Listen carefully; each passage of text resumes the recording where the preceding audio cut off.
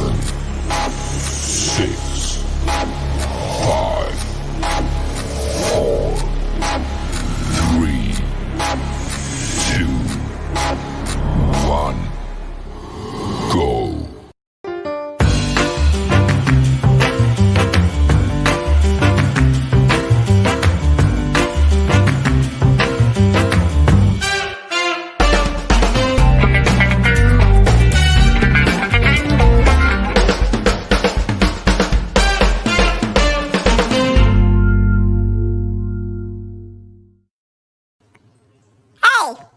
Dad! Hey, motherfucker, this show better not suck! Hey, what's cooking in the playoffs? What's cooking in the cheap seats, guys? Welcome to a very, very special kind of a hybrid. I don't know what you want to call this show. It's sort of a cross between what's cooking in the South and live from the cheap seats. So sort of anything goes tonight. We're going to have a good time with this. It's going to be a blast. We've got a lot to talk about, so it's going to be the Packers. We've got that to talk about. We've got all kinds of stuff to discuss. So I want to hear from you guys. I do want to hear from you. I'm going to put the link in the chat here in just a moment, but I do want to open up with a little bit, with some words here. My thoughts about what's going on. Look, this Buccaneers team has lost twice badly to the Saints. And the thing that I want to point out is this is, well, I say this Buccaneer team, but truly it's not this Buccaneer team. It hasn't been this Buccaneer team. This team is different. And that's sort of what I want to talk about is there comes a point, I guess, where there came a point, I believe it was halftime of the first Falcons game. Halftime of the first Falcons game, everything changed. The light switch came on. Everything changed. I think that there was I don't know, that I've heard about this happen at times. I remember Warren Sapp talking about how, excuse me, there was a moment when him and I think it was John Lynch sat down and just said enough is enough, or Derek Brooks, I don't remember, but they basically said enough is enough.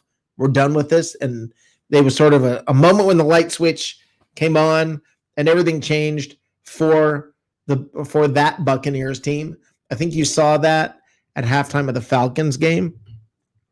Everything has been different since that moment. This offense has been different. Everything has been different. They're running the ball. They didn't before. I don't think the Saints, the one thing I will say is that I believe that the Saints are about to retribution. I think there's retribution on the minds of some of these players, whether they say it or not. I think that there's pride on the line. And I also think that this team is different now. This team is different. I don't know if the coaching staff has decided, okay, we're going to start running the ball. I don't know if it was the players who made that call, sort of pushed that. I don't know what the ultimate reasoning was, but this team found its way. And it took until halfway of the first Falcons game.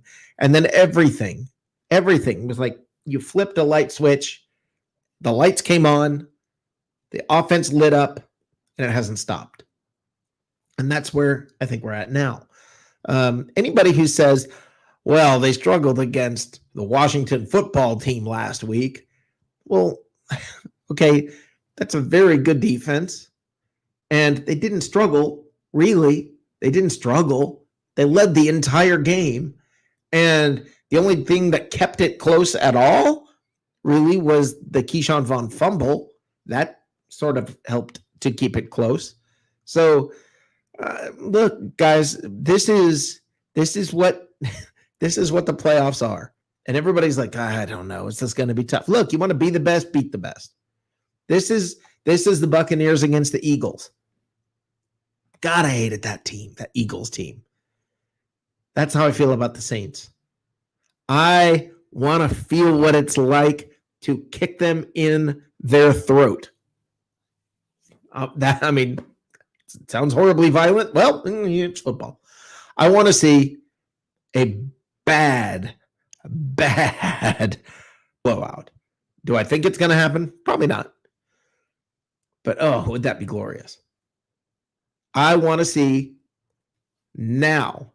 I want to see this Saints team now walk onto the field and realize, oh crap, this is not the team we played the last 2 times, because I think they still believe they're going to go out there and it's going to be an easy game. I think they believe nothing's changed. They believe they're still, and look, until the Bucs knock them off the hill, you kind of can't blame them for thinking it. You kind of can't. But the moment that pride sets in, the moment that ego sets in, you got to be really careful. You got to be really careful, because when you get smacked in the face, if the Buccaneers come out and smack the Saints in the face, and the Saints are sitting there all of a sudden going, wait a minute, this is different. Jameis has to put his spoon down to stop eating his W's. To me, this is where it's all going to change, guys. This is the catharsis. This is the time we get to let it all go. And then the Packers. And realize this. With the Packers, you know how we feel about the Saints right now? The Packers feel that way about the Buccaneers. The way that the Buccaneers hate the Saints, the Packers right now are mad at the Buccaneers. So understand, we're right smack in the middle of this. Right now, this is what you're going to have to go through. You're going to have to beat the Saints, beat the Packers, and then go on to beat Kansas City, Buffalo, Cleveland, whoever. I don't know. I don't know what's it's going to be interesting. The Ravens, I don't know. I don't know what's coming. But you're going to have to go through a gauntlet. But get this. If the Saints are going to win the Super Bowl, they got to go through the Buccaneers, the Packers, and the whoever from the AFC. All right. That's what one team from the NFC is going to do. Why not us? Why not us? Why not the Buccaneers? There is no freaking reason this team, this year, right now, cannot be that team of destiny. There is no reason. There's the Saints. They've shown weakness. The Packers, well, we saw what happened when the Buccaneers offense clicks, and so does the defense. We saw what happens. There's no reason it cannot be this team now. It all comes down to tomorrow. It all comes down to tomorrow. So, guys, let's get ready. Let's bring it. Let's bring it. Let's bring it. Let's have, seriously, I want to go at it. I want tomorrow to be a bloodbath. I do. I want it to be a war, a slugfest. You make it through tomorrow to a certain extent. The Packers are going to feel like it's almost like a little bit of a. Now I saw the way they played today. Don't get me wrong. Everybody takes maybe things a little too literally. I don't know. I do that sometimes. But I believe that this team is. This is the big one for them. This is the big one. This is the hurdle. This is the biggest hurdle. This is what the Eagles were back in that year. Can you remember, those of you who've been a fan for a while, do you remember the feeling? I want you to stop and think about this for a minute. I want you to remember the feeling when it was, we're going to have to face the Eagles again. Do you remember that dread? Do you remember feeling sick to your stomach that we were going to have to face the Eagles? Do you remember that again? Because they'd beaten the Buccaneers time after time after time. They'd knocked them out of the playoffs year after year, and here we go again. And like Derek Brooks said in week 1, we'll be back. And there they were.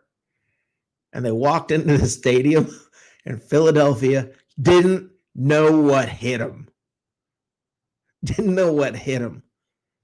This buzzsaw, this juggernaut, this beast came alive in that game.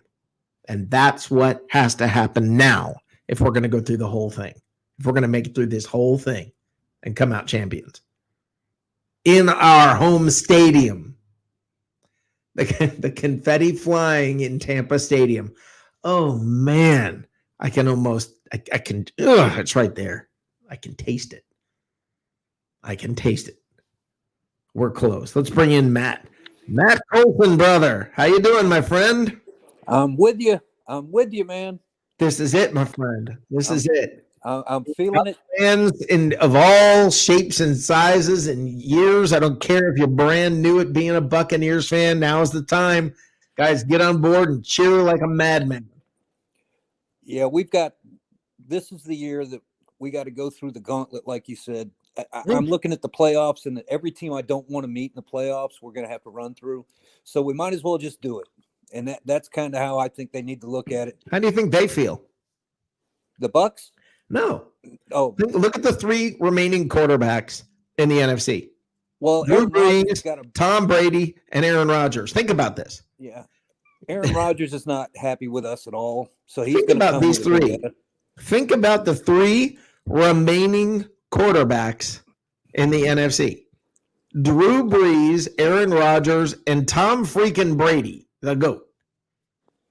I mean, all three of them are better than what the AFC has to offer right now. Right. So think about it this way. They are going to have to, like we look at it and say, we got to run the gauntlet. Man, so do they. True. So do they. I mean, okay. The Packers had to beat Jared Goff. Okay, no, let's look at this. Jared Goff, Drew Brees, Tom Brady, and Aaron Rodgers. One of these things is not like the others.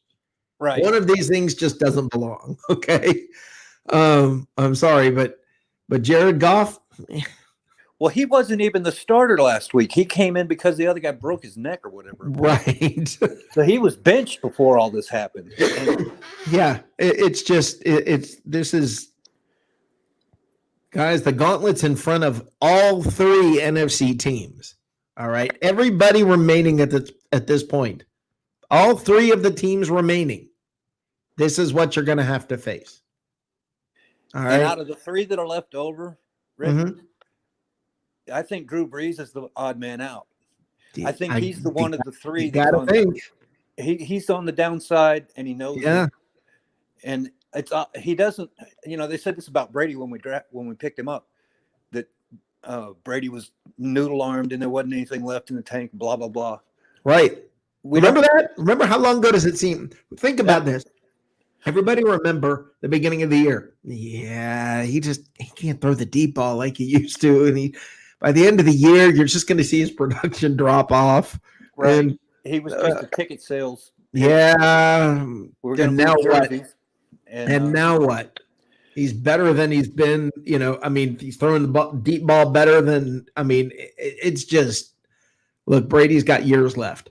And Bucks fans, let me say this: Bucks fans, saddle up. He's going to be around more than one more year. Well, I believe that. Yeah. Right now, we're scoring more than 30 points a game on average. Yeah. Nobody can say that but us. Can you imagine? I don't believe. Can you think about that as a Bucks fan? We never did that. We didn't get 30 points out of 3 games in a lot of cases. So, it's been a long freaking time since. Never averaged this high. No. This is obviously the highest scoring offense that the Buccaneers have ever had. More yardage than they've ever had. It's just. It's what I said at the beginning of the playoffs, is that we've got an embarrassment of riches. All we've got to do is engage all of them equally and come out ready to play. That's the one thing, is the slow starts. They kill me. Who's the guy this week? Who's going to be the guy? The guy that kills me? No. Who's the guy for the Buccaneers? Who's gonna step up? Who's gonna have the big game? I'm gonna say it's gonna be Godwin, because he's gonna be playing makeup. Yeah. Last week.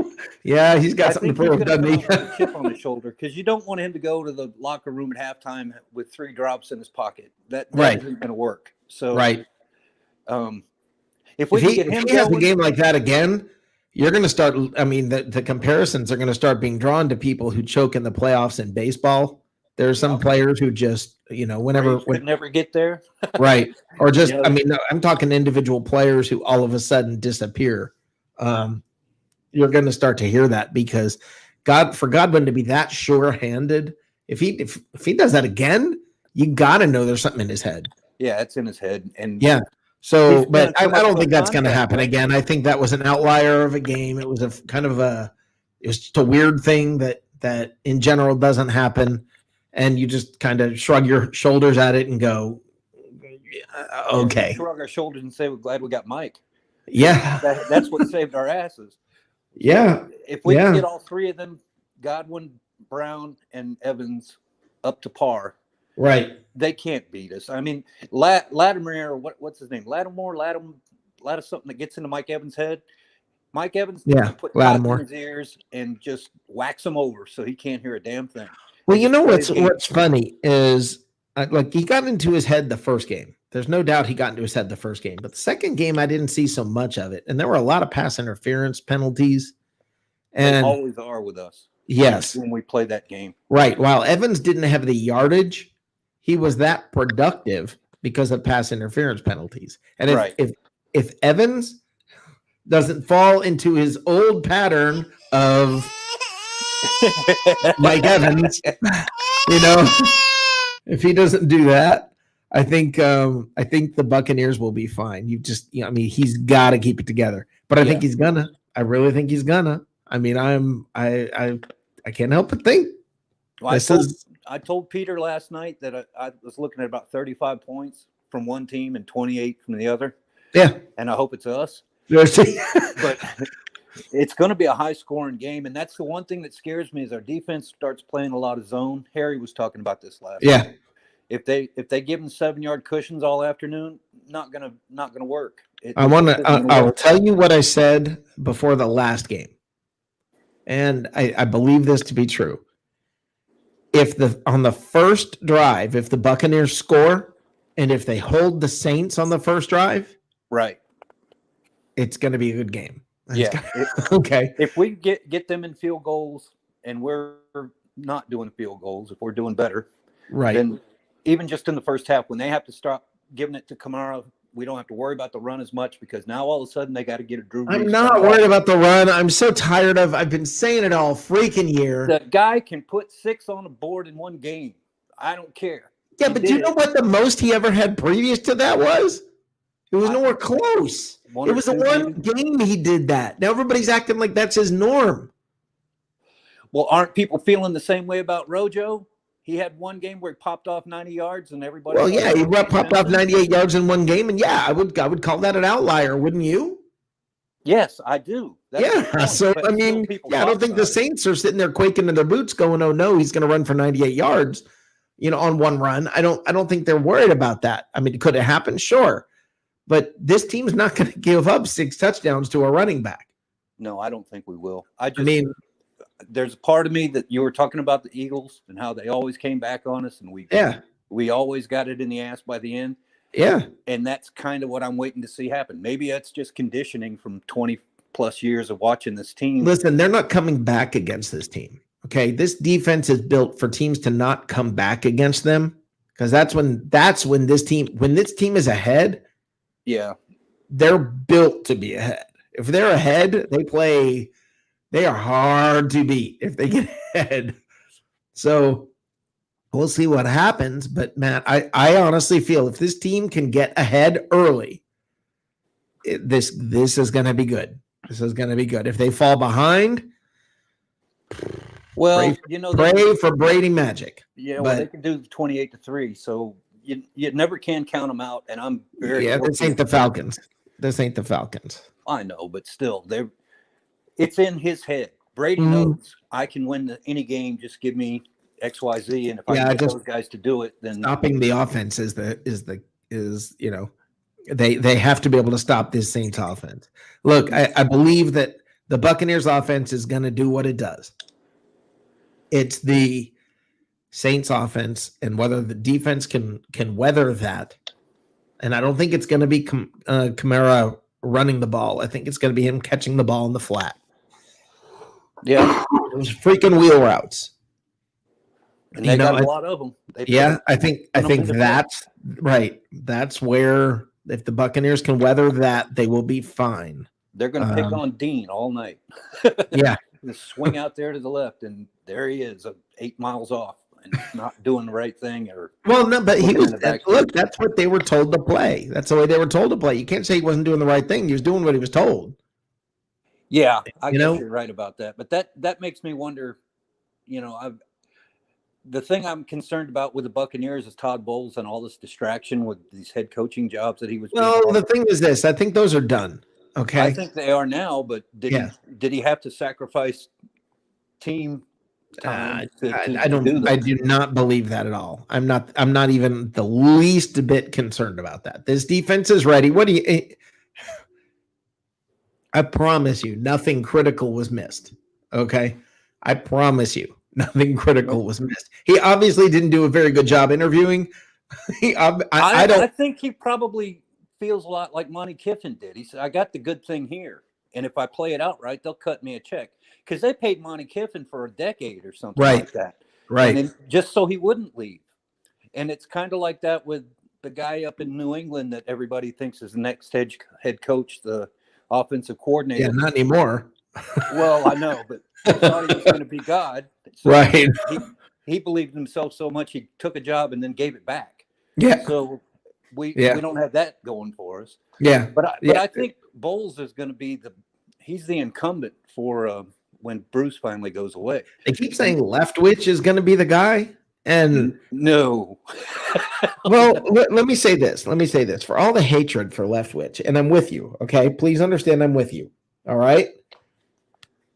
Or I understand where you're coming from. But for all the hatred for Leftwich, it's amazing to me that you take a team who has the best year offensively that they've ever had, and everybody hates the offensive coordinator. I don't understand this. Because I don't think people understand how the offensive coordinator position on this team works.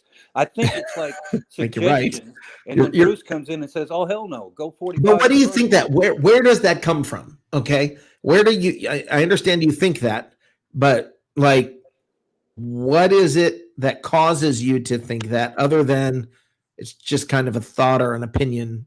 Just sort of I'm guessing.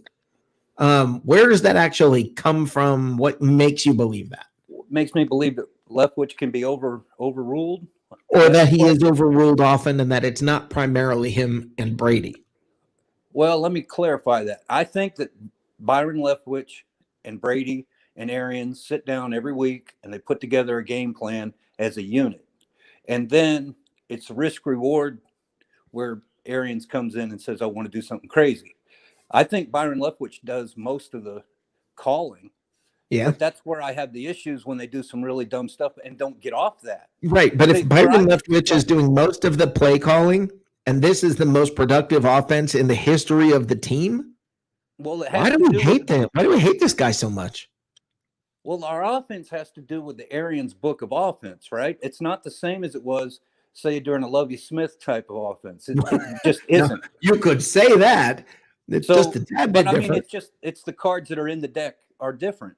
So Arians' philosophy is, we're going to go aces every time, and other teams are more conservative until they need to be. And that's just Bruce Arians. And if he can teach that to Byron Leftwich, and Byron Leftwich can learn that. But remember, this is not, Byron was with him in Arizona. Yes, okay? He was. This is not a, he's not a bad offensive coordinator. I mean, there are plenty of them that are worse out there. And how in the world? I mean, who are you going to replace him with? Think about it. For everybody who rips him, I want to know who you're going to replace him with. Okay, Kyle Shanahan. That's the guy who always goes in the list, right? It's some Shanahan. Well, or let me tell you, if you take New England's offensive coordinator, understand Brady is outperforming what he did in New England. Okay, so this is he got out of New England for a reason. All right, But there's a part of that too that's a Bill Belichick book of cards, right? No doubt, no doubt. But I guess what I'm trying to say is this. I understand because of how we all felt early in the year. We're just ripping them to shreds. We were all over what was happening with this offense being critical. Okay, I was right there with you. So let me be clear. I'm not blaming you. I was with you. But something has changed. And we all need to understand that as now imagine being an offensive coordinator with a brand new quarterback. Imagine having to make Tom Brady look good. With no offseason. With no offseason, no training camp, no preseason. He's coming in here to play with all these, other players. And by the way, half of your offense is brand new. And they put a GPS bug on all the offensive players that were trying to rally off campus during the downtime.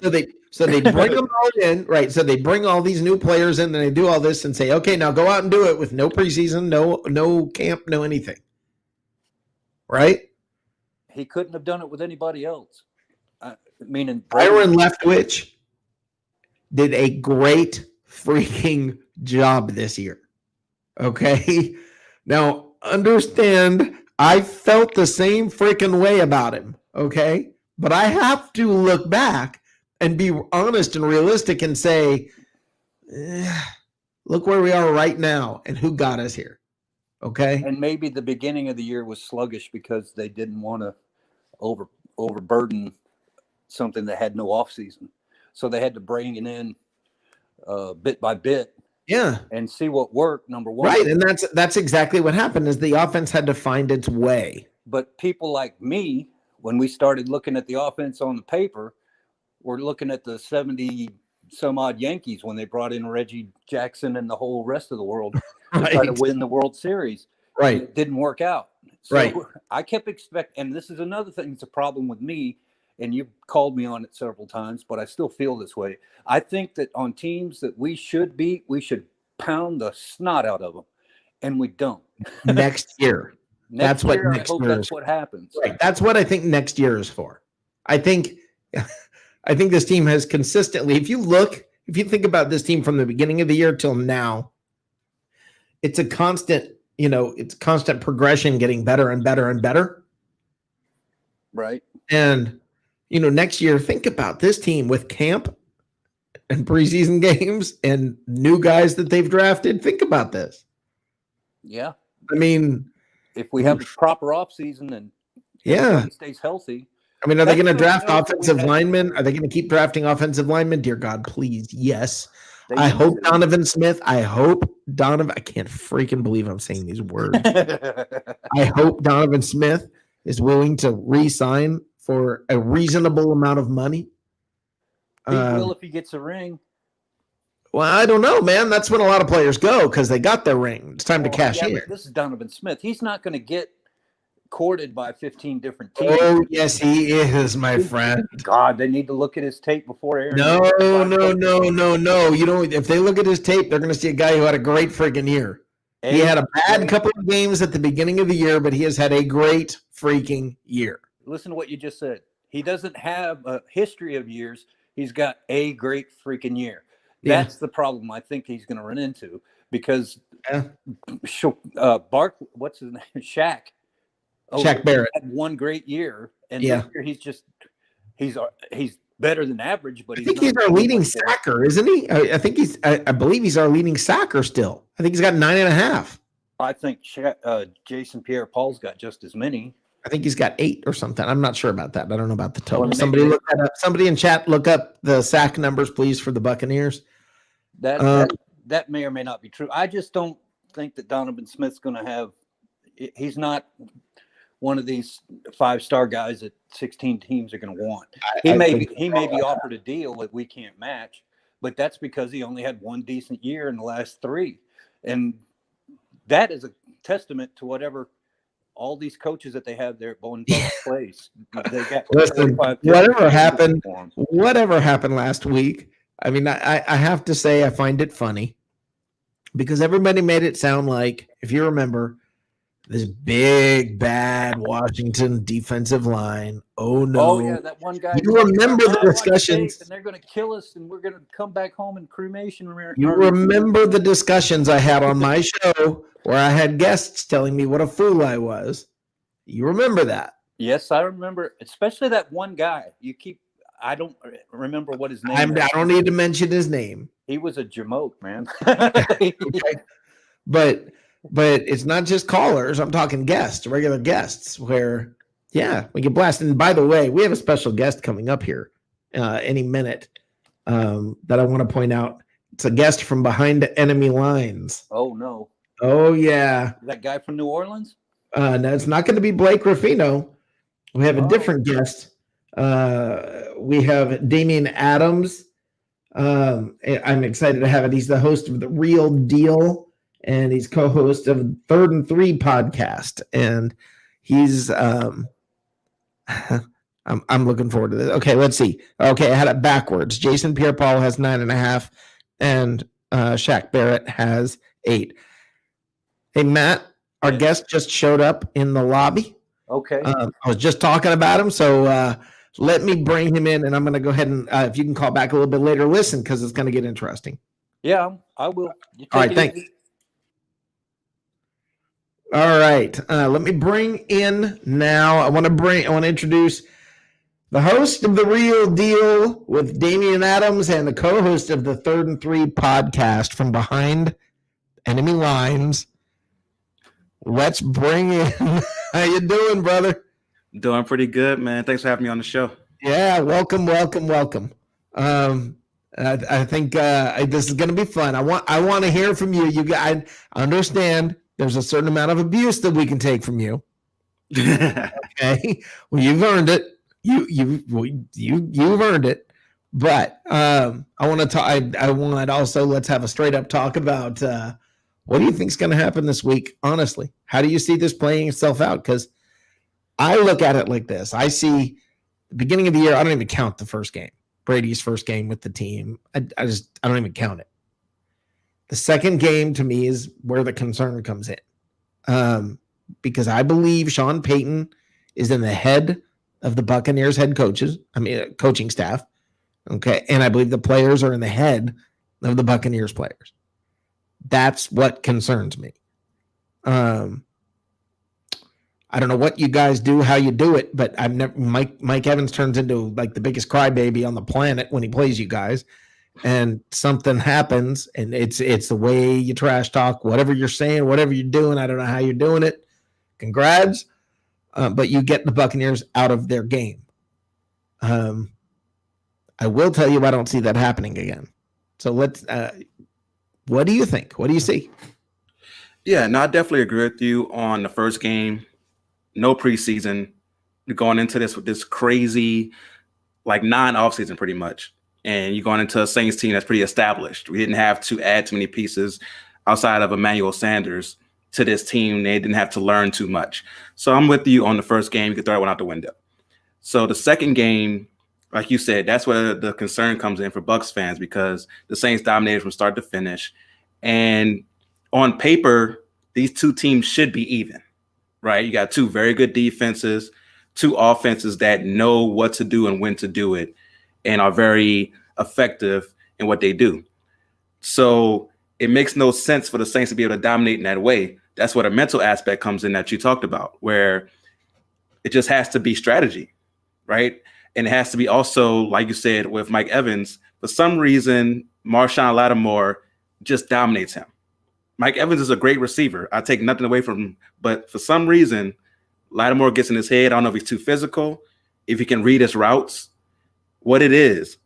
But for some reason, Lattimore just gets in his head.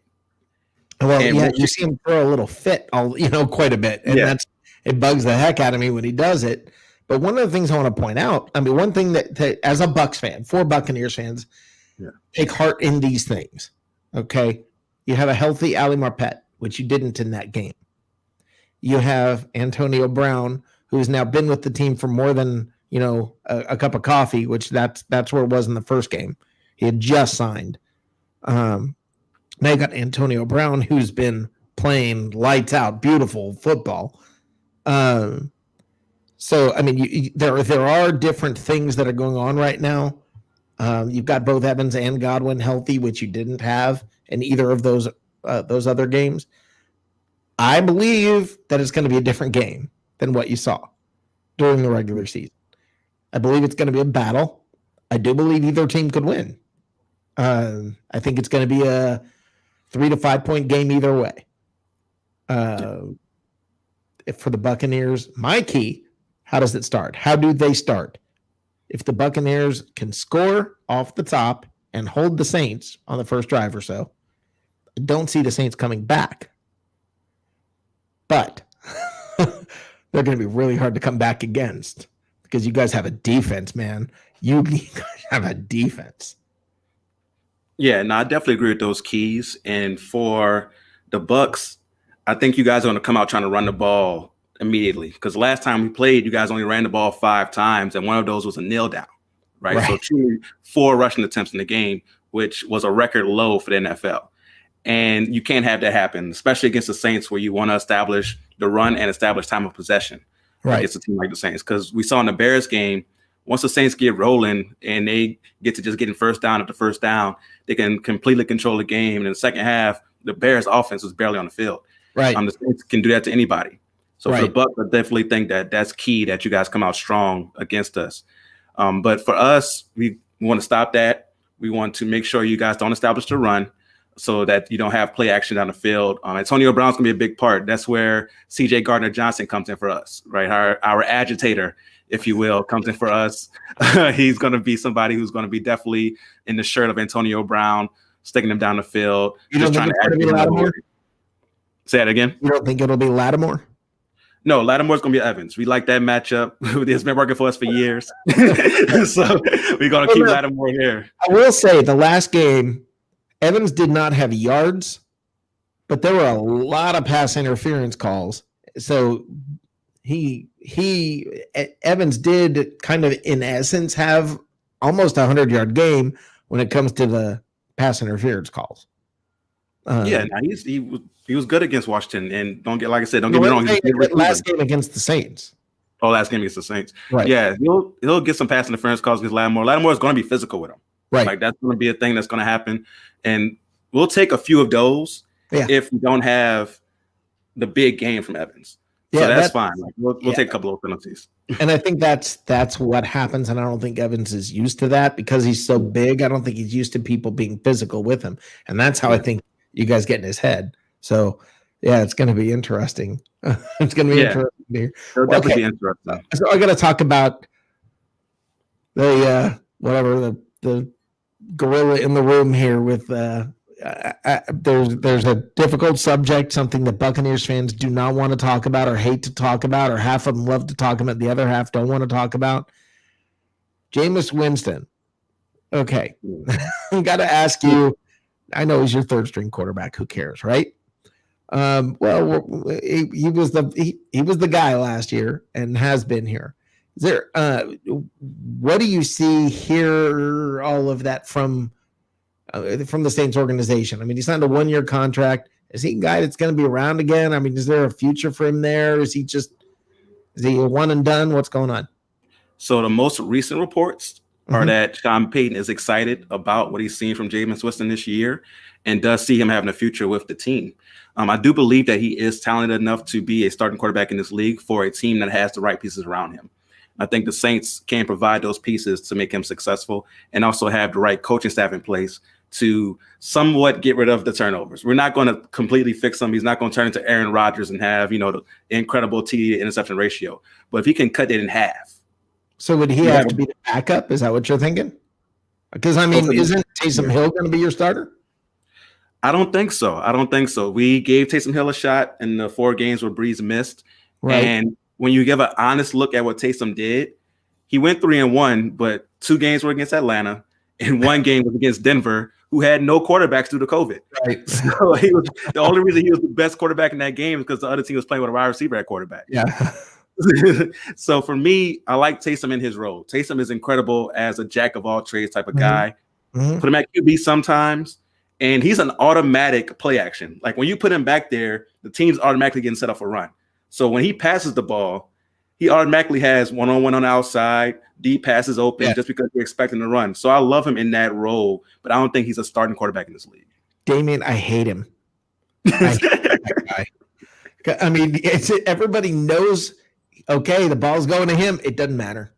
Yeah. He's successful anyway. I hate that guy. I mean, he's so big. He's so fast. Yeah. He's very physical. Now, what about him physically right now? Because he got a little dinged up. Yeah, he got a little dinged up, but he's cleared to play. They say he's good to go. Okay. The only one that looks like we're going to be missing is Patrick Robinson, one of our nickel corners, but everybody else looks like they're good to go. And I haven't heard back on our rusher, Hendrickson, yet. Right. That's a big part. If he's not playing, that's definitely a big part because he was big in that game against you guys earlier this year, and was one of the lead leaders in sacks this year as well. So he's not playing as big, but we are deep at defensive end as well, so we can make up for it. Yeah. Now, is this the last hurrah for Breeze? Yeah, I believe so. I think that he's done after this year. He's already signed a contract with NBC to be a commentator for him. I don't know if he's going to take Collinsworth's spot or be one of the in-studio guys. Oh, please. But I think anybody take Collinsworth's spot. I'm a fan of that idea. But yeah, so I don't know if he's set to take that spot or be in studio, but he's already signed that contract with them going forward. And you can tell he's still very good, but the arm strength is definitely not the same. It's something that now when he completes a deep pass, it's kind of like a celebration. Like when he completed like a 30-yard pass against the Bears last week. It was like, okay, yes, let's go through. Well, remember at the beginning of this year, everybody said that's what it was going to be like for Brady. That was the talk about Brady. Yeah, Brady's arm is still there. That's one thing that Brady has with Breeze. It's what I just said earlier on this show. I said for Bucs fans, saddle up because Brady's going to be around for more than one more year. I mean, he's not. He hasn't hit that wall or doesn't even look. He's not showing any signs of that at this point. So we will see. But it's fun to see what I believe have to be the two best ever. One more shot in a game that matters.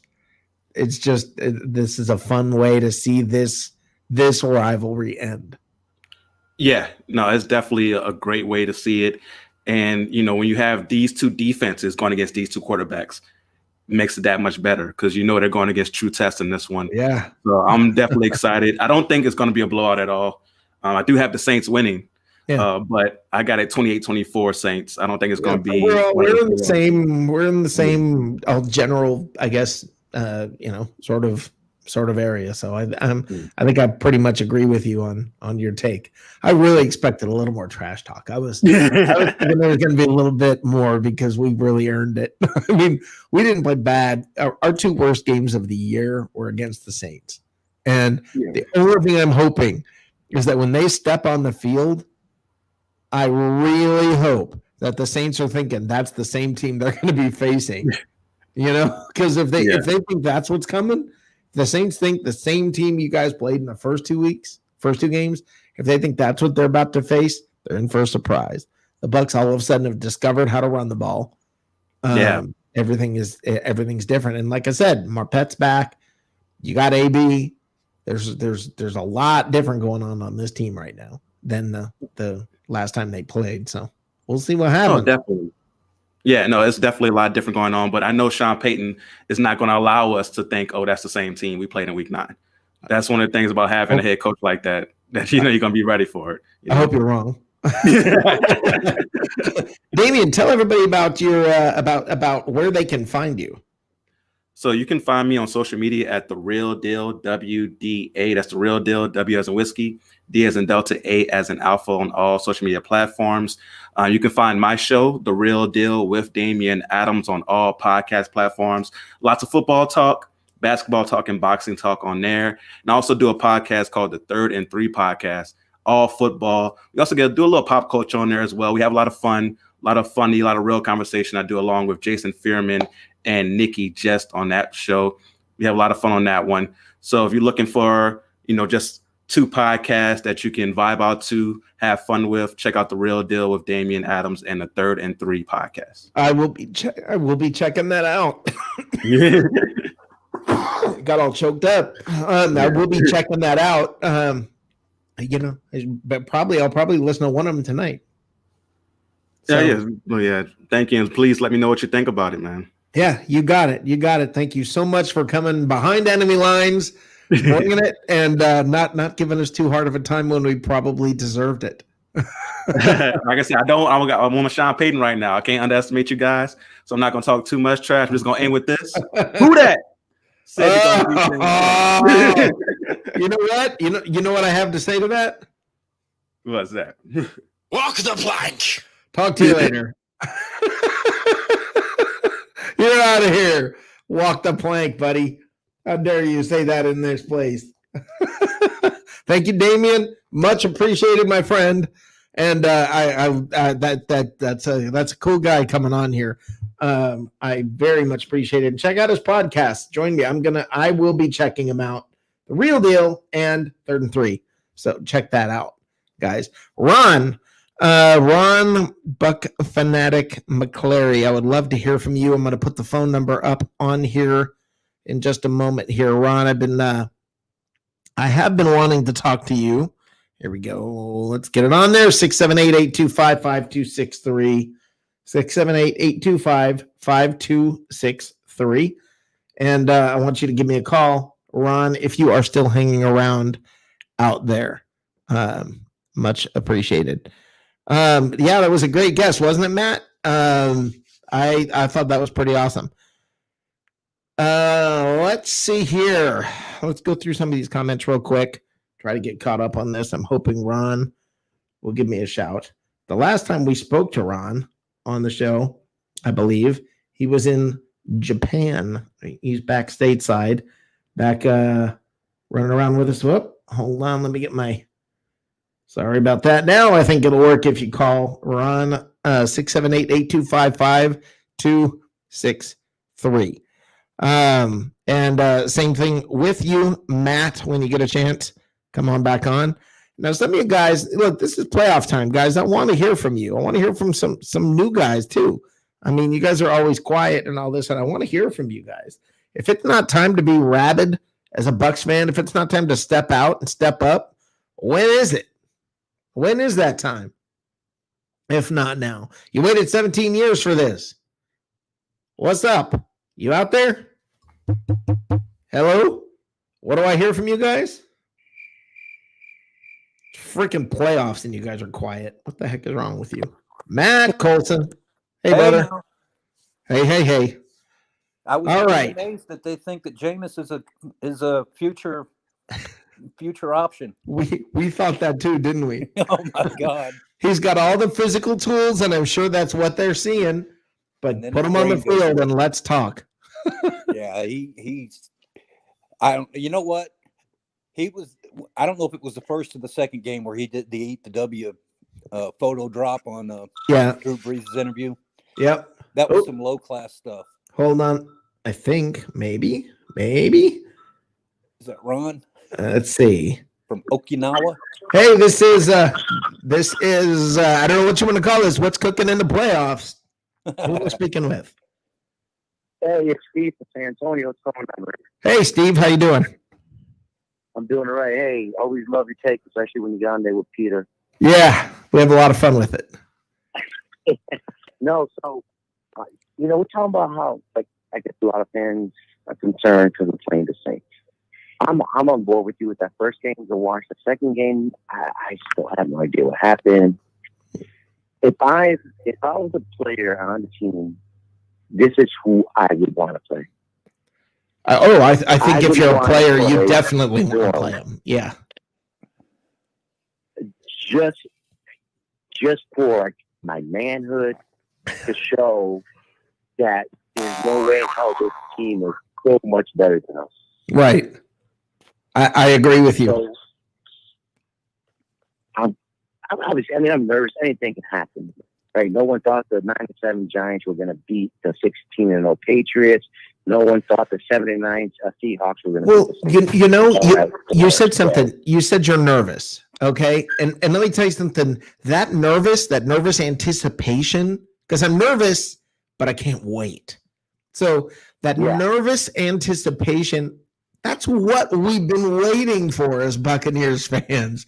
Look, man, I remember Super Bowl week. I remember it sticks in my brain. I remember sitting in my car thinking about the game I don't remember how many days before the game. And I remember that nervousness and just thinking, we're not going to win the Super Bowl. I remember that.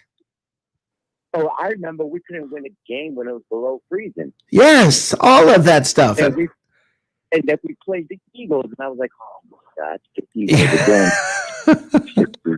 It's the Eagles. And then when you go back and you look at the documentaries from the year we won the Super Bowl, John Gruden looked at Zach and said that he has it next time. Yep. And he did. Yep. So I sincerely think that they're going to win the game. And just to also hit on Byron Leftwich. Yeah. At first, it was rough, but you can say what you want to say. That these last month or so of the season, he played Atlanta, Detroit, Atlanta, Washington. I think there was somebody else. They're still professional. Atlanta, Detroit. They're still professional. Well, that's exact. Thank you. They got families they got to feed. They don't care if their records lose, and they still playing for the next contract. They're probably giving more effort than Tampa is because they don't have as much talent. Yep. They have to make that up. Yep. With effort. Yep. So it doesn't matter. I think you're right. We still dropped we came down, won the game against the Falcons. We dropped a 40 burger, I think, or more. Right. On the line, and then we just destroyed Atlanta again. And then again, Washington. Everyone, and I was with you the whole time watching the show this before we played the Redskins. Excuse me. Whatever. Them. Yeah. And everyone with the damn freaking Washington defensive line. How many sacks did Chase Young have? 0. And this is what I didn't understand it the whole week when everybody's like, they're just so badass. And I remember just thinking, they're 7-9. They're not that badass. Can you tell me who was blocking Chase Young? Well, Donovan Smith and Rob Gronkowski. With a little bit of Marquette. They always want about Donovan Smith. I've been on board about Donovan Smith, but he has been playing. He's played great. He has not been playing pretty good football. He has played great football. Exactly. Yeah. The first three games, I don't have words for how bad he was. But that can also be attributed to Tom Brady's coming in. It's a new quarterback. Yep. Learning how he likes to do things as well. Yep. And not only that, getting used to Tom Brady not be able to run around. And he didn't have an off-season conditioning. Yeah, he didn't have the off-season conditioning. He didn't have the same, the camp and everything to get himself back in shape and, to get himself on the same page. All of that. I agree. All I know is this. Right now, when it counts, last week, when it counted, he showed. Yeah, I know. I agree. Now, the one concern I have is I like Alex Kappa. Yeah, listen. No team is without injuries. No team is right. So this happens. I mean, nobody goes into this game and has no trouble, no difficulties, no problems. But I think Alex Kappa and getting Rojo and Fournette going on that side with Marquette was going to be huge. And I'm not sure. I don't know who they got coming in behind Kappa. I don't know if it's someone they just signed or Ted Larson, and I forgot who the other got that name Sweeney stuck in my head. And no, it's somebody ski. It starts with an S, I think the guy's name. But anyway, Stefanski? No. So I'm not sure how that running game's gonna look. I like having Fournette. He's a big guy. Yeah, Just you pounding just him. to abuse, Yes. talking it up, And listen, get Rojo in there. I've said this multiple times this year, and everybody, please do me a favor. All Buccaneers fans who are listening to me, understand this. This is very true, what I'm about to say. A 0-yard run is not necessarily a bad run. Okay, you are causing the defense to expect the run, which helps to open up the pass. So understand, a 0-yard run is not necessarily a failure.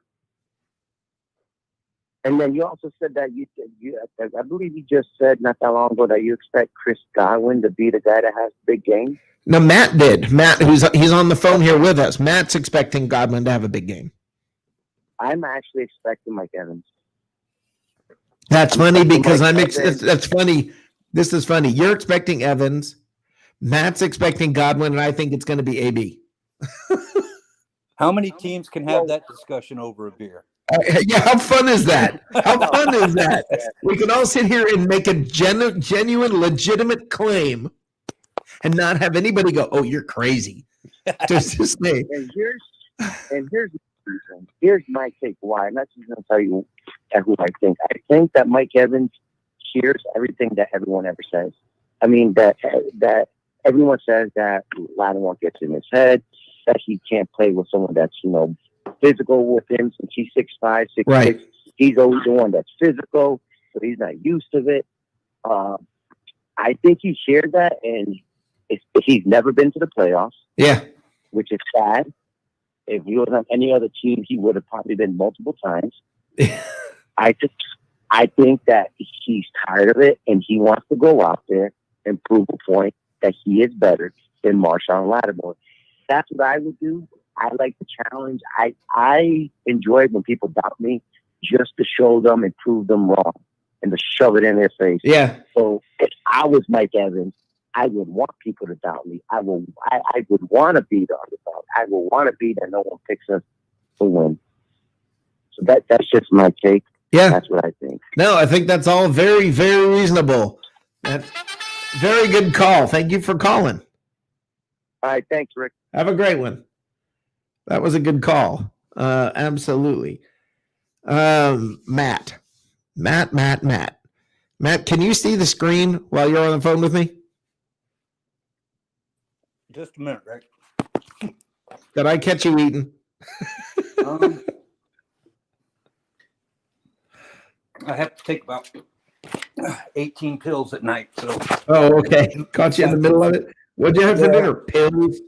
I had hamburger helper and my first go around of these stupid pills. Okay. I heard what you were saying, and Okay. I can see you on the screen. Why did you need to know that?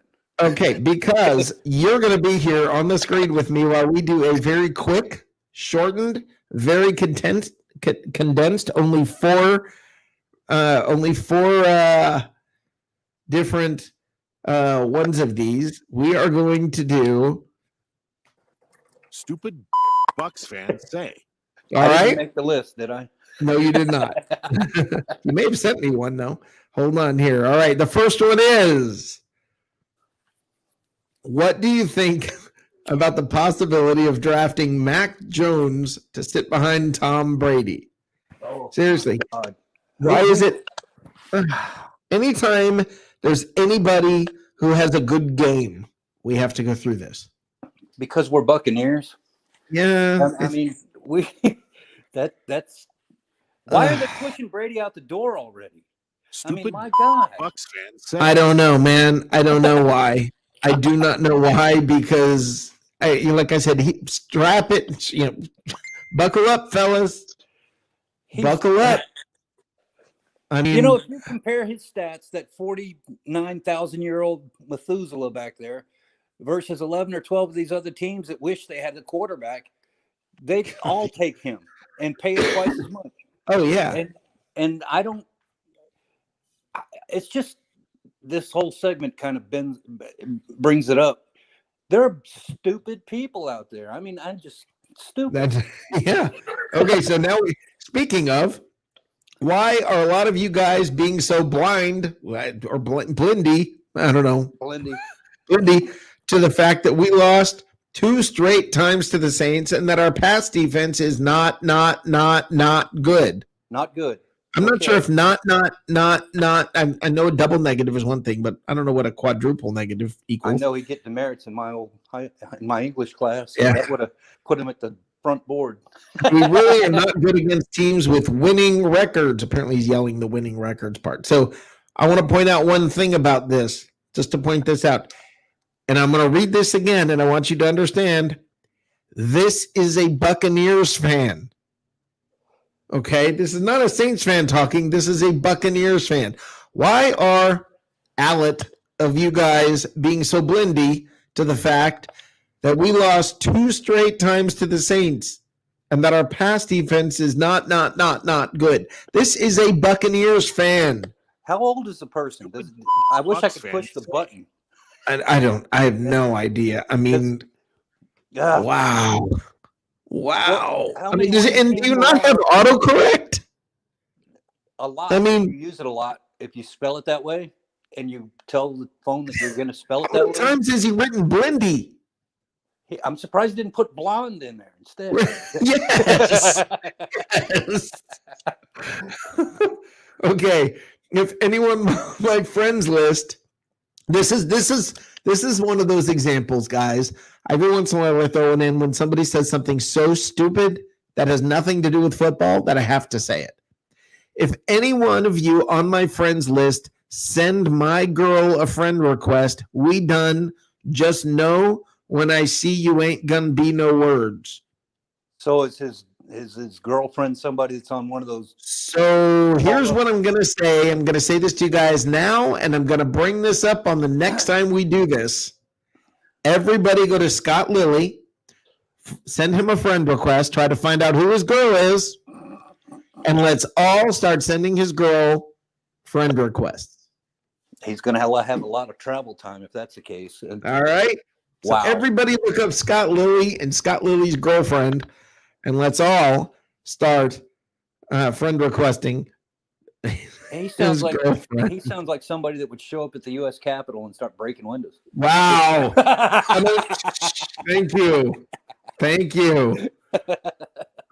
Okay, next up, would you trade Todd Bowles, Evans, and Vaughn to Houston for Deshaun Watson? No.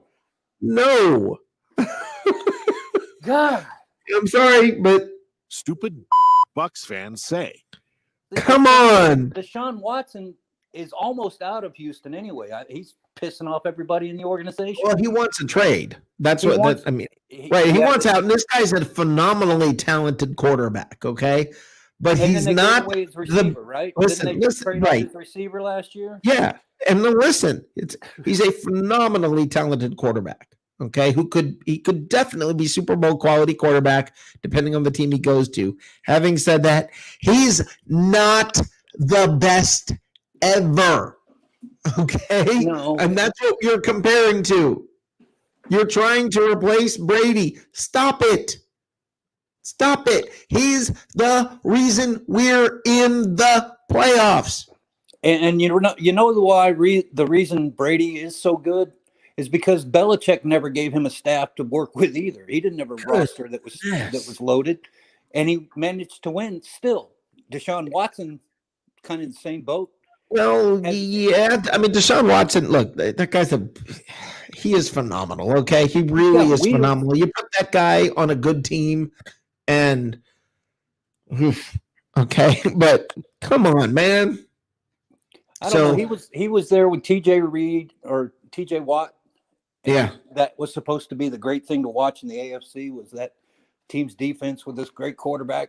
Yeah. And every time I ever watched them, somebody got injured and they lose. So yeah, I am just amazed at that. I am just amazed at that. By the way, I don't know if you had a chance to see this or not. This is a little, we'll call it a sneak peek at what's coming ahead in the future on Live from the Cheap Seats. Is it your cat? Yep. Did you see this? The beginning of the show? Yeah, I did. It kind of made me laugh. Yeah, the producer. Okay, where is it? Where is it? This is a little taste of what's coming in the future. Hey, Dad. Hey, this show better not suck. This is what I have to deal with. I look over my shoulder, and what face is, I mean, it's happening right now. I swear to you. That face is looking at me right now, and that's all I hear. Does he come around during the Bucks games? He's all, yeah, yes, but he just sits here every time I'm on this show. He sits right in the chair next to me, just looking at me, staring at me the whole time. Pressure, man. It's pressure. I'm telling you, I feel the pressure. He's got a This little is- foul mouth. I don't know. Maybe Yeah. he's mimicking the owner. I'm Off- telling off you. camera. I'm telling you, man. It's the abuse I got to deal with this. The foul mouth producer I got over here. It's just it's amazing. That's funny. Yep. I've got 2 kittens that I'm watching for. A friend of my son's family had to move because of COVID and whatever. So they found these 2 kittens. One's a Siamese and the other one's not. Right. But they were 2 different litters, but they're about 2 weeks apart. So they're at that age of terrible twos where everything that sparkles is something they've got to go get. And I mean, they drive me nuts. I would pay somebody to come take these cats if I didn't have to come up with a reason why they're not here in a couple of weeks when they move. But You put your put them on the bed and then I dare you to move your foot. no, I go through that in the middle of the night Yes. because I roll over or whatever, and then they're like, bam, they're on Yep. top. Yep. Just one little move and okay. What I'm going to do is hook a laser pointer onto Uh-huh. the ceiling fan and turn it on and just let them go freaking nuts all Turn night. it on slow or get one of those get an oscillating fan that just that'd goes be even back. better. Yeah, slowly back and forth. That'll do it. That would be great. Put it up just out of their reach. So they Yep, that'll do it. all the time. Yeah. If I Let me had show time, you. I could show you Anybody this, who thinks but I'm kidding, look at this. there he is. Just sits there staring at me the He's whole like, freaking time. he's sitting there saying, "Are you going to run the ads tonight or what? Come on." You got to get Hey, the dude on the Play phone. the commercials. Yeah, this is what I got to deal with. here. This is what I have to deal with. It's like this judgment. He's just always looking at me with this condescending, judgmental look. Like And he's in that pose every time I've ever seen him on. I know. on I know. That's what I'm telling you. Every time I look over here, and the producer's just staring at. Hey, Dad. Hey, this show better not suck.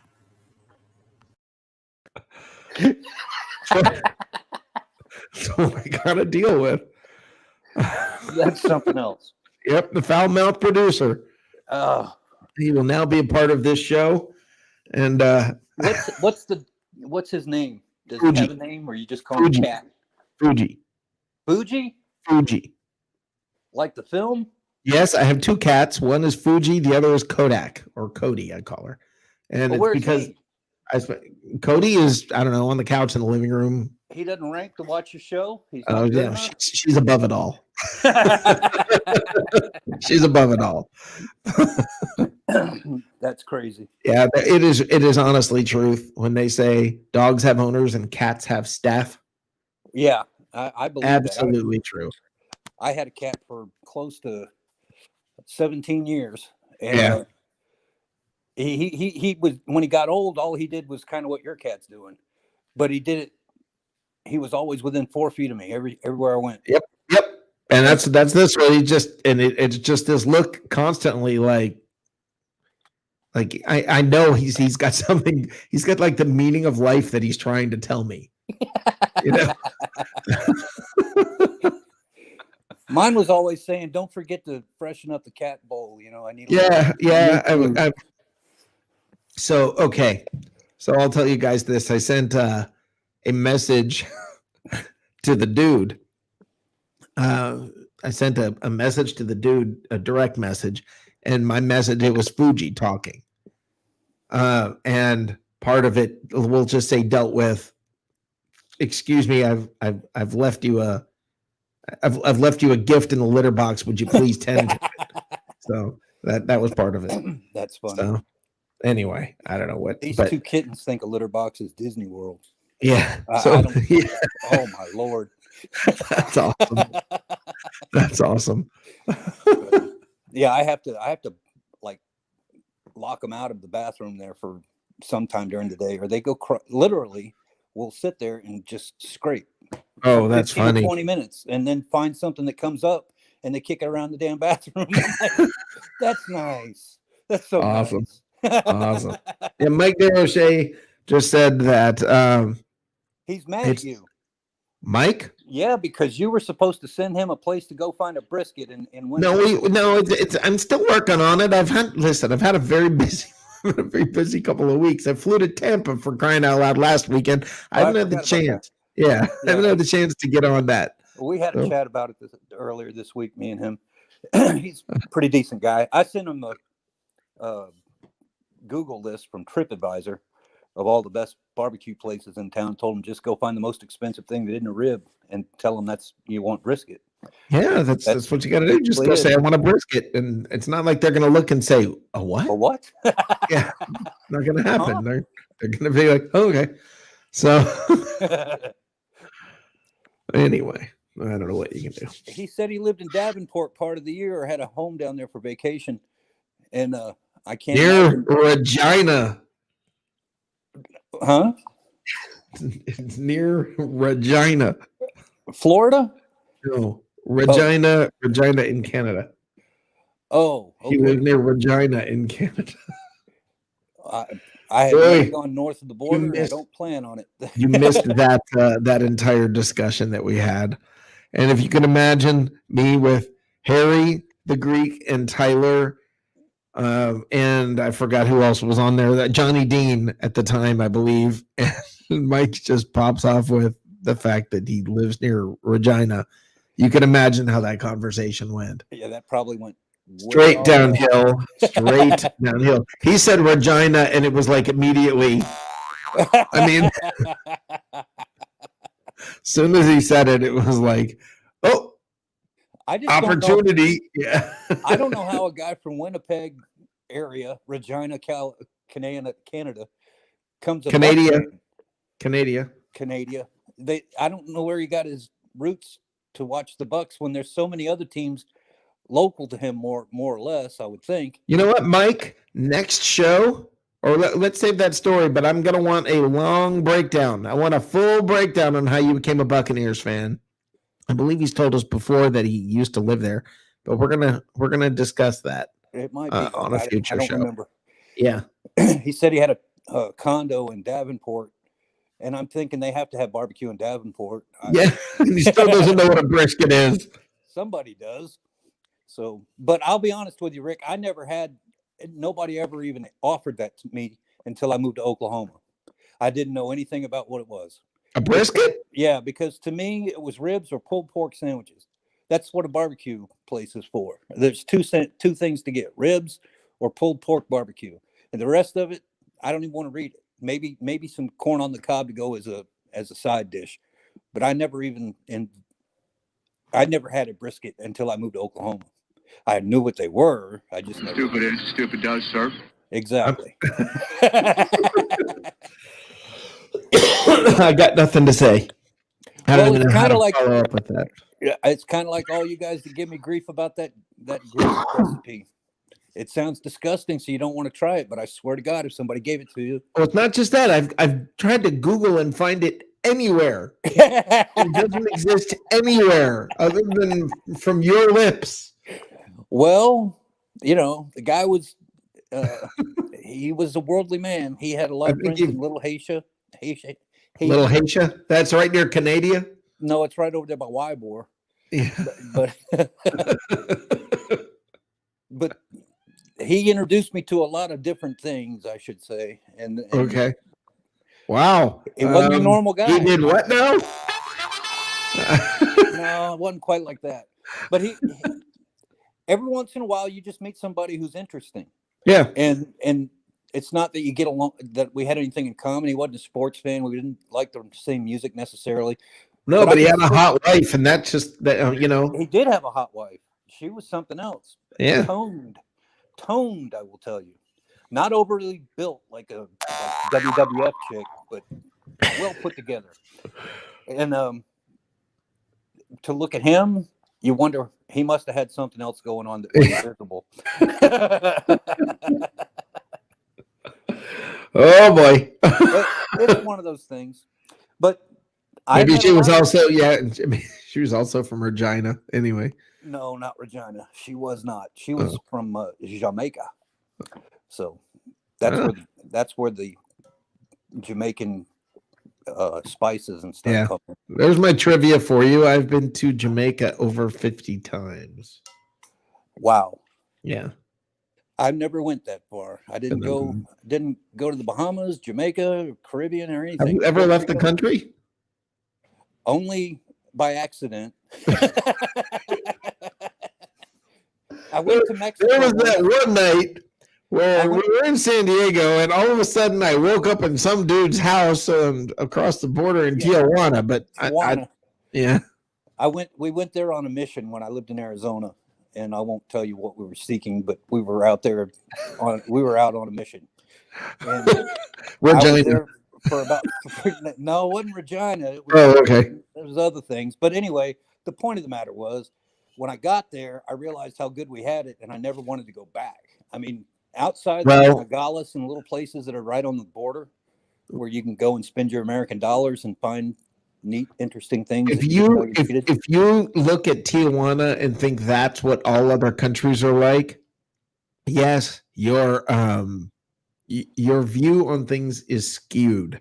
I will tell you, like for instance, in Canada, I have been to Calgary several times, and I've been up to Banff, and it's beautiful. I mean, beautiful, beautiful. Like just it's fantastic. I've been to the Bahamas, I don't know how many times, Jamaica, I don't know how many times.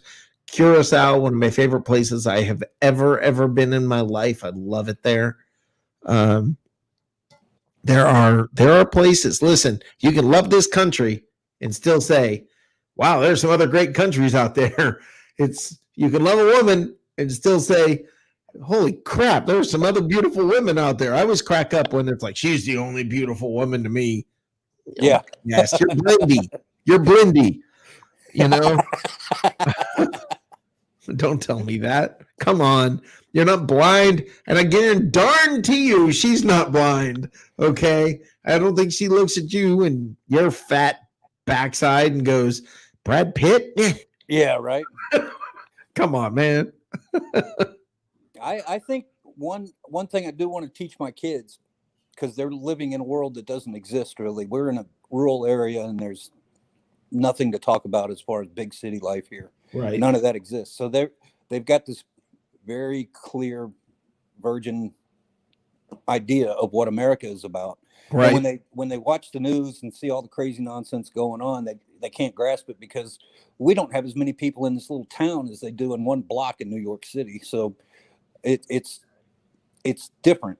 But before they get too old to give a darn, I'm going to try to take them. I would like to take them down to Mexico through Texas over the Rio Grande. So they go into the armpits of it and see what other countries consider normal. Right. Compared to where we're at today. Well, there are horrible places on this planet, and there are wonderful places on this planet. And if you believe that America is the only wonderful place on the planet, you have not traveled much. That's nothing bad about America. It's just being honest that there are other wonderful places. And it's okay to say that. And I just say, you know what? Enjoy the world that you're given. You got one shot at it. Enjoy it. Take it all in. Try new things. Taste new things. See new things. Enjoy it. That's what, you have a world of opportunity. Try a freaking brisket. Try it in more than one place, because barbecue in Florida and on the East Coast It's nothing like it is in Memphis, Speaking of which, and nothing speaking in of Memphis which, is like what you get in Texas. speaking of which, Hello, gentlemen. There he is. There he is. here he The is. guy How you with doing, my eyes. friend? What's up, boys? Hey, There he hey. is. How are you, Mike? I'm excited for tomorrow. I can't wait. Oh my gosh, I cannot wait. I cannot wait. I cannot wait. Oh, This is it. This is it. this is like Armageddon. Like Armageddon. Armageddon. Well, not Armageddon, but like The end of the world. The Bucks win the Super Bowl. Are you that excited about Armageddon? I mean, Oh. this is awesome. I can't wait. This is like Armageddon. wrong stores. What's that? I was on this Packer site, and they're just trashing the Bucks. Let them. They got their asses cleaned Wait, last time. Why are they trashing the Bucks? Because they're afraid that they might lose again. They're trashing the Bucks. They don't even know that they're playing the Bucks. Well, they think that we're going to lose. We're going to beat the Saints. Wow. Harry Wow. said So that how are last you night. feeling about this, Mike? Excited, nervous. Yeah.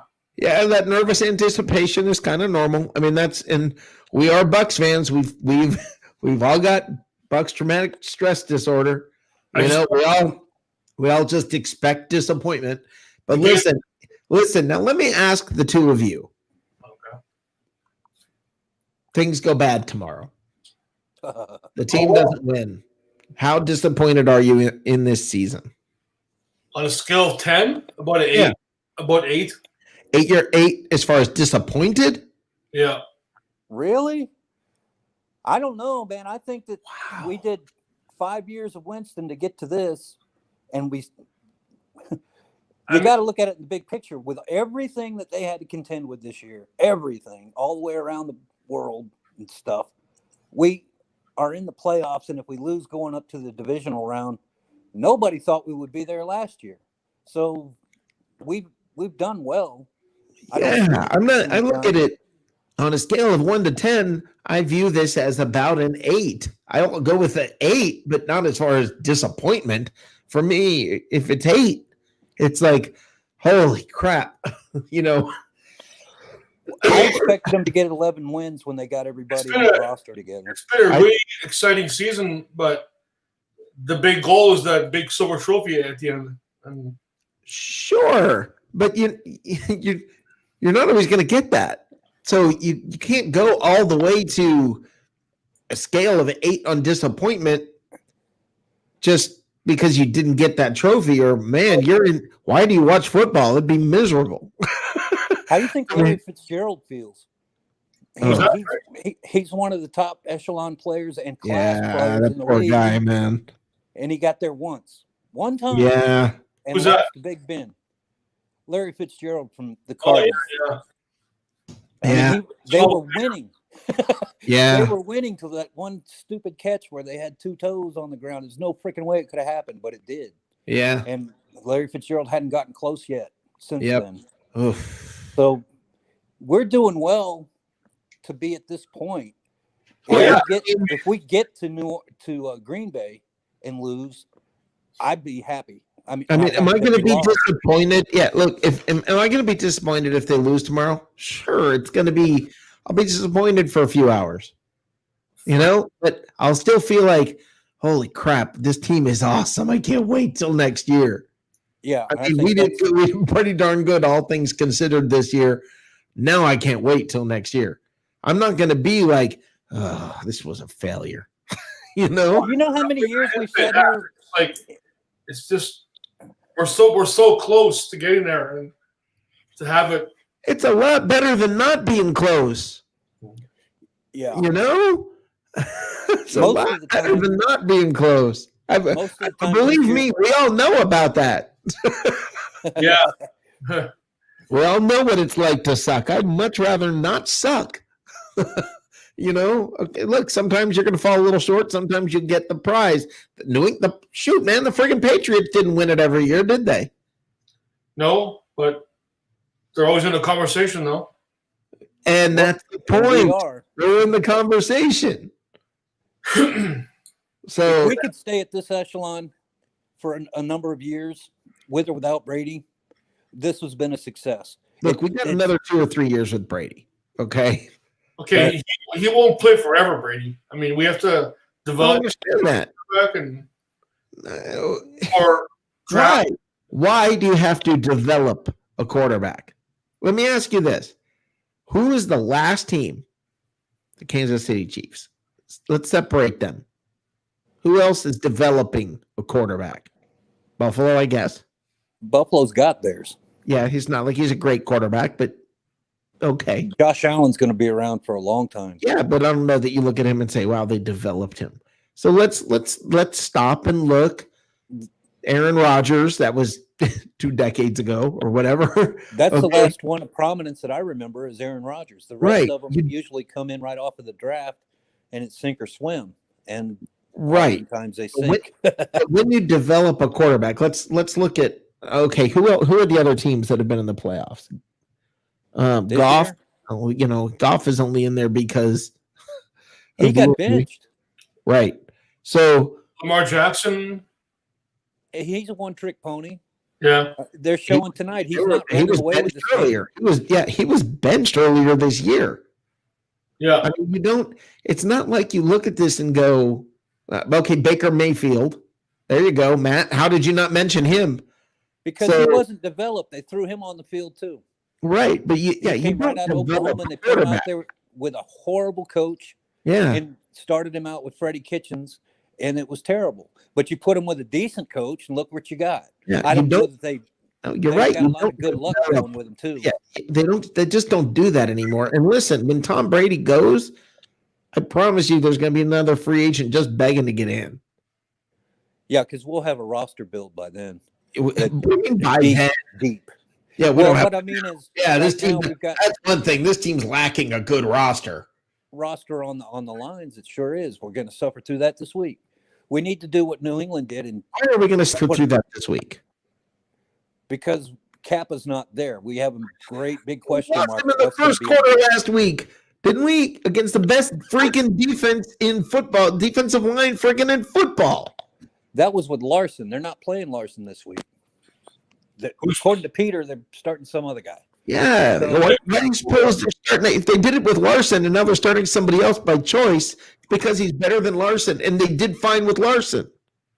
I'm not saying that it's an impossibility, but Cam Jordan's going to really want to crack that egg, and he's right there over the top all the time, right in the middle. Yeah. Let's see. Who else could have really wanted to crack that egg? Aaron Donald, maybe. But he didn't So- get anywhere. Chase Young, What maybe? are you saying, Rick? Chase Young, maybe? Tom Brady, I'm coming. I want Tom. I want Tom.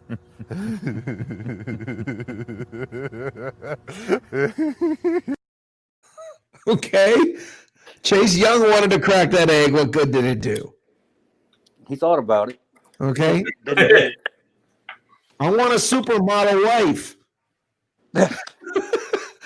Big Then get deal. you a pinup doll and stick it over the bedpost. Oh, never I mean, found. How did you go there so quickly? How did you have a solution for that fast, Matt? Matt had that ready to go. That was like in his, you notice that? Matt had that like in his back pocket, ready to pull out at a moment's notice. Hey, let me tell you how you handle this. Yeah, that's it. I'm a problem solver, buddy. That's a problem solver.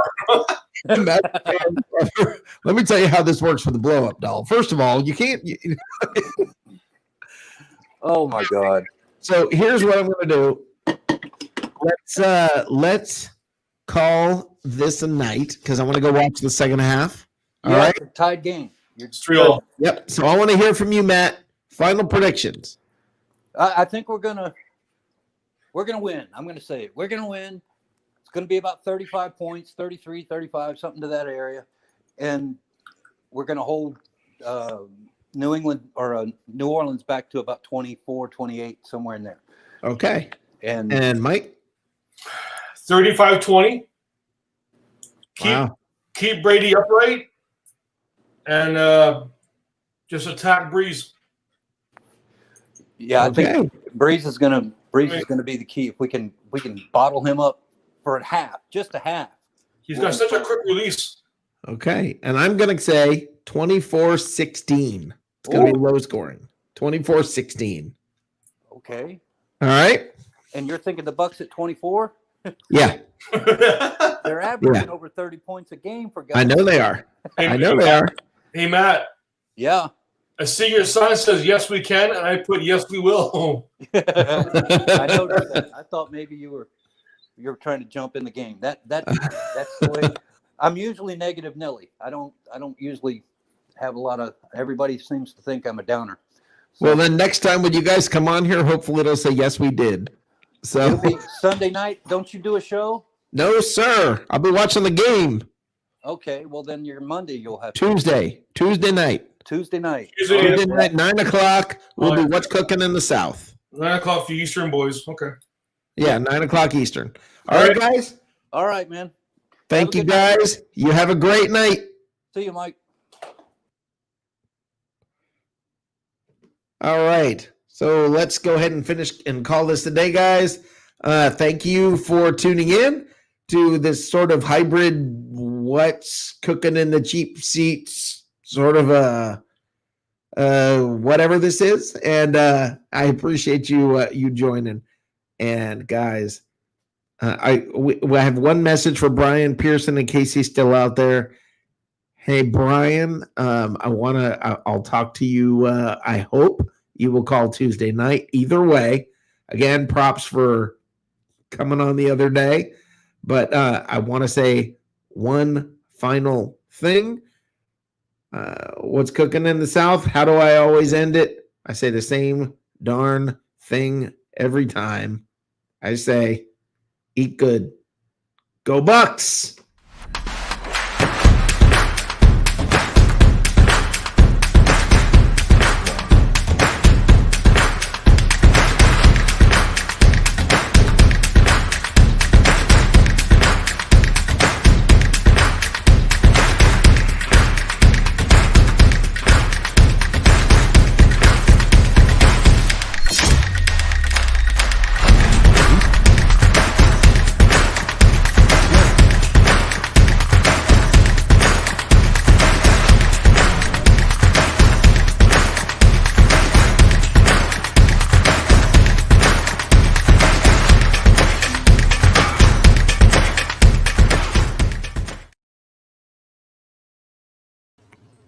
Hey, Dad. Hey, motherfucker. This show better